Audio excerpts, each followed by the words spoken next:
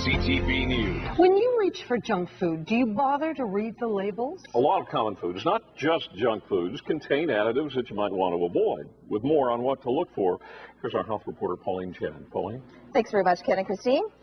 Well, there are chemicals added to food as preservatives, coloring, flavorings, and some can pose serious health risks. I went to one ordinary Mississauga home with registered nutritionist Andrea Donsky to see what chemical additives were lurking in the cupboards and fridge.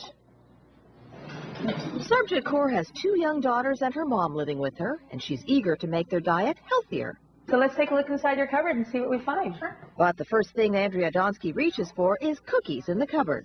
Partially hydrogenated oil or hydrogenated. So that's another word for trans fats, and we want to avoid trans fats because it's been linked to heart disease, cancer, and diabetes. So even though it says 0 trans fats, you're saying it has trans fats? That's a great point. So in Canada, there's a label loophole that allows companies to write 0 trans fats if it has less than 0.2 grams of trans fats per serving. High fructose corn syrup is another lesson in labeling. If you turn it over, you'll see that it has glucose fructose in it, which means high fructose corn syrup. Donsky was researching her latest book when she found the same group of chemical additives kept appearing in common grocery store foods. We looked at thousands of different products, and what we found was the same 7 ingredients kept appearing over and over again in these products. Those ingredients became the scary 7 in the book Unjunk Your Junk Food.